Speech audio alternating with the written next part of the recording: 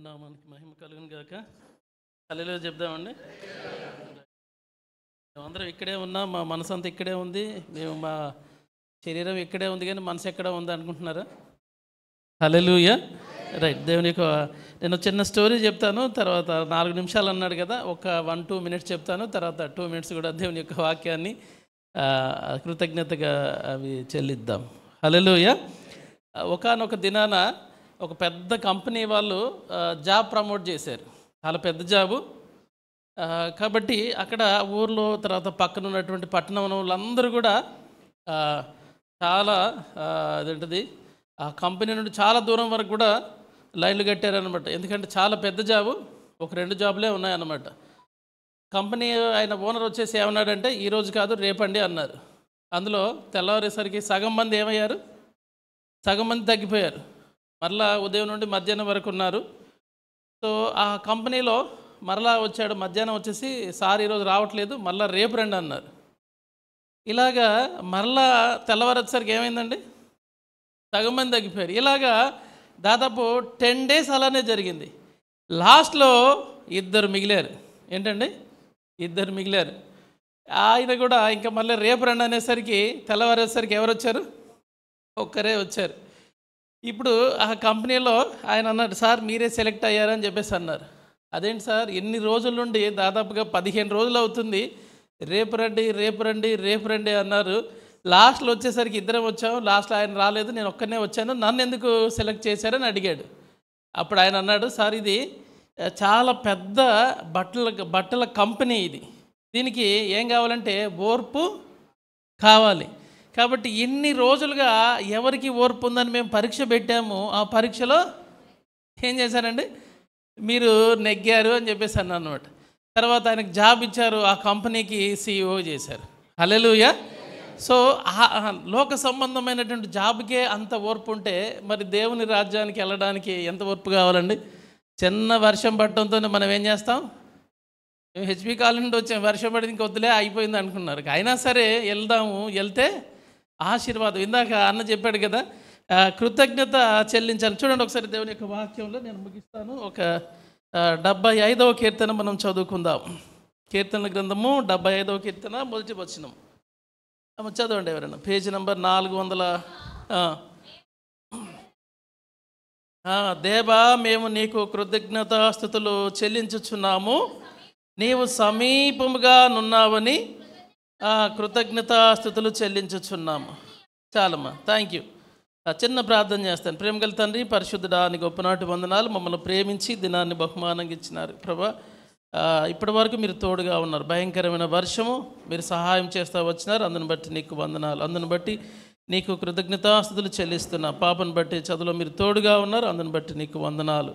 మీరు సహాయం చేయమని ప్రభా, ఒట్టి చేతులు వెళ్ళకుండా నీ నామమును ధరించుకొని నీ కొరకు బలమైన సాక్షులుగా వెళ్ళడానికి సహాయం చేయమని యేసు నామమున ప్రార్థిస్తున్నాం తండ్రి, ఆమేన్. హల్లెలూయా. కాబట్టి దేవుడు చేసిన మేలును బట్టి ఏం చెల్లించాలంటండి, కృతజ్ఞతాస్తుతులు చెల్లించాలంట. యోహాను సువార్త 2వ అధ్యాయం కొన్ని వచనాలు చదువుకుందాం, నేను ముగిస్తాను ఒక 2 minutesలోనే. యోహాను సువార్త 2వ అధ్యాయము. మనం ఎప్పుడు కూడా ఈ 2వ అధ్యాయాన్ని ఎప్పుడు చదువుతామంటే పెళ్లి సమయంలో చదువుతాం కదండి. అక్కడ కానా విందులో ఏం తక్కువ వచ్చిందంటండి, ద్రాక్షరసం. అక్కడ యేసు ప్రభువును ఆయన శిష్యులు కూడా అటెండ్ అయ్యారు. నేను 3 టీలు చెప్పేసి నేను ముగించేస్తాను అనుకున్న సమయంలో. ఎన్ని టీలు అండి? 3 టీలు. అక్కడ ఉన్నటువంటి మరియమ్మ మొట్టమొదటిగా చూసినట్టయితే ఎవరి దగ్గరికి వచ్చిందంటే ద్రాక్షరసం అయిపోవడంతోనే యేసు ప్రభు దగ్గరికి వచ్చింది. కాబట్టి మనకున్నటువంటి అవసరతలో ఎక్కడికి రావాలి, యేసు. మొట్టమొదటిగా మనము దేవునికి టైం కేటాయించాలి. ఏం కేటాయించాలి? టైం కేటాయించాలి. మొట్టమొదటి టీ. హల్లెలూయా. మనకున్న జీవితంలో చాలా చిన్నదంట. నక్షత్రాలు చూడగా నరుని ఆయువు ఏ పాటిది అంటా ఉన్నాడు కదా.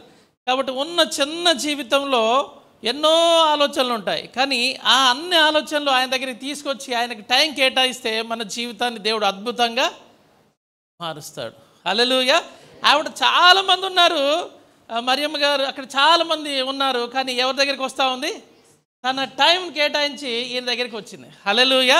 రెండవది ట్రస్ట్. రెండవది ఏం చేసిందంటే నా కుమారుడు చేయగలడు అని నమ్మింది. మన పిల్లల విషయంలో మనం టైం కేటాయించే వారంగా ఉన్నామా? రెండవది, మన పిల్లల్ని మనం నమ్ముతున్నామా? వాళ్ళు చదవగలరు, లేకపోతే వాళ్ళు ఉన్నతమైన భవిష్యత్తుకు వెళ్ళగలరు అని మనం నమ్మగలుగుతున్నామా? అక్కడ ఉన్నటువంటి మరియమ్మ తన కుమారుడిని నమ్మింది. నా కుమారుడు చేయగలడు అని నమ్మింది. హల్లెలూయా. మన పిల్లలు కూడా మనం ప్రార్థన చేసినప్పుడు దేవుడు గొప్పవారిగా చేయగలడనేటువంటి విషయాన్ని నీవు నేను నమ్మితే దేవుడు మన జీవితంలో గొప్ప కార్యాలు చేస్తాడు. హల్లెలూయా. మూడవది టచ్, ఆత్మీయ స్పర్శను కలిగింది. తన దగ్గరికి వచ్చింది, ఒరే నువ్వు చేయగలవు అని చెప్పేసి. ఇంకా మళ్ళా ఎప్పుడు కూడా అక్కడ వేసే చెప్తాడు, 6 రాతి పాన్లు ఉన్నాయంట, నీళ్ళతో నింపు. ఆయన ఏది చెప్పాడు చదవండి, ఒక మాట చదివి మనం ముగించుకుందాం. చూడండి ఒకసారి, యోహాను సువార్త 2వ అధ్యాయము 6వ వచనం చదువుకుందాం. చదవండి. ఆయన మీతో చెప్పునది చేయడండి చాలండి. హల్లెలూయా. 6 రాతి పాన్లు ఉన్నాయంట, నీళ్ళతో నింపమన్నారంట. యేసయ్య నింపమన్నాడు. ఇంకా ఏం చెప్పాడండి? ముంచినప్పుడు ఏమున్నాయండి? నీళ్ళే ఉన్నాయి. విందు ప్రధాని దగ్గరికి తీసుకెళ్ళినప్పుడు ఏమైపోయింది? ద్రాక్షరసంగా మారిపోయింది. హల్లెలూయా. మన పిల్లల పట్ల ఆత్మీయ స్పర్శను కలిగినట్లయితే దేవుడు మన జీవితంలో గొప్ప కార్యాలు చేస్తాడు. అదేవిధంగా సత్యవన్న కూడా వాళ్ళ పాప విషయంలో దూరభారమైనా సరే వైజాగ్లో అన్న వైజాగే కదా, వైజాగ్లో చదవడానికి మా పాప టైం కేటాయించగలదు. మా పాప ఏంటండి ట్రస్ట్ ఉంచాడు కదా, టైం ఉంచాడు, ట్రస్ట్ ఉంచాడు. తర్వాత ఏం చేశాడు? టచ్, ఆత్మీయ స్పర్శను కలిగి ఉన్నాడు.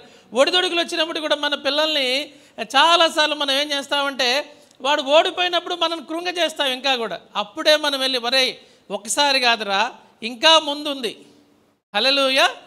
థామస్ ఆల్వా ఎడిసన్ 999 సార్లు ఏం చేశాడంట? ట్రై చేశాడంట. తర్వాత ఏం చేశాడంటే 9900 సార్లు మొత్తం ట్రై చేశాడు. మనకున్నటువంటి బల్బు ఏం చేశాడండి?